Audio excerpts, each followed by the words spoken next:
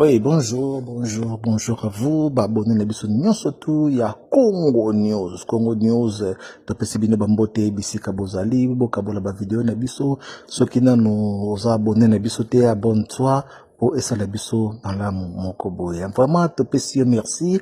Tongo zuita na yo po pesi biso confiance na litoi na yo ya koyoka biso awa na kati ya émission na biso ya tumba na kati ya Congo News TV. Congo News TV pesa pesa ba information ya musique, ba rando, ba polémique, ba analyse ya kitoko. Alors ceux qui nous s'abonnent, abonnez-vous massivement pour bozwaka ba information. Voilà, ndenge tulobelaka Weranson, ndenge tulobelaka Jibem Piana, ndenge tulobelaka Inonce B, Fabregas, Maestro, tulobelaka Retiwata, Ferrego, La Fali, Pupa, Bango, nyonso tulobelaka bango, tulobelaka sport, politique, nyonso tu awa kasi lelo, toyeli bino mbutu kote ya Jibem Piana, tomoni manike alati bagan asali ko bundela Jibem Piana. Tokolobela lisusu ezali ya koyinda na Fratricide dans na minute oyoyo héritier Watanabe Donald Trump de l'autre côté Ferrigola nani akokimisa moninga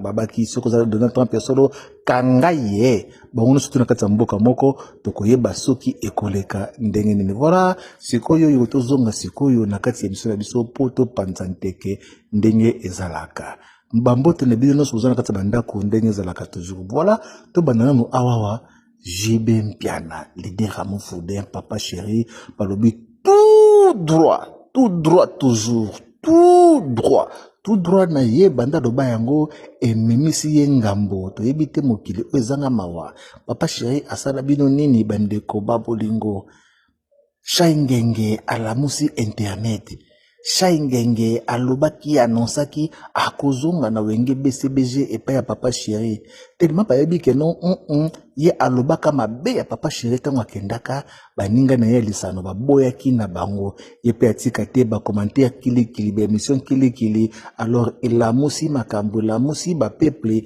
bato oyo bafandaka na bango kokamwa tomona manike alati bagang alobi akobeta Odile Manzaka ebandaki boni poto kote na lisolo yango malamu après shengenge kobimana na télévision to mona kike Odile Manzaka mwasi nzambe alekaki na télévision alobaki nde roka koloba akretchaki ndenge akokaki ko chrétien. Alors ba propos ya moto ezalaka be ya moto biso kotaka te tozongelaka be maloba oyo bango balobaki.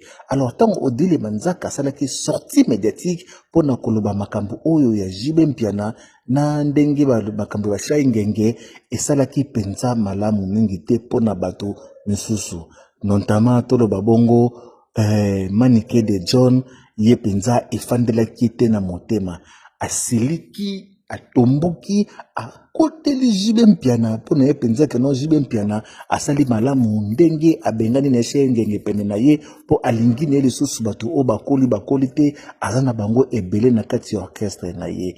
Alors siko na minute o ndenge zali koleka moto zali kopela na yebisa yo manike alati bagan ba boxer alobi soki oui, Odile Manzaka mwasi nzambe akopapa ndeko papa bandeko babolingo ekozala ndenge nini awa biso tokosaka na biso teo olobaki okoloba pe lisusu tokokotisa manike de John ye moko aleka a expliqué biso maloba oyo alobaki pona Odile Manzaka popo loba teke awa bakoselaki moto makambo alobaki na ye bongo te ye moko aleka na plateau ayebisa bino oyo azali kokanisa to oyoyo Odile Manzaka azali tokende bongo na manike de John. Moneti Odile Manzaka brouti. Ta brouti fazer. Asali nini ayo. Ayana ba analyse moko bidon. Bango ba yela ba musicien magoda. Rebon ala na kakol ndeni. Waneza ba rimer. Rimer te eza ya solo. Abana kozala na ba kermesse kuna to banda omona ndek banda obeti na kakol. Yani mangamba lokuta okosanga mutakisha sana. Oh, na ndenge solo. Te na ndenge ndembi na auberge. Il faut tout na te bana banani. Obuta mwana karate na poto. Il faut que tu ne tata mwana. Yo mama ndikera nango.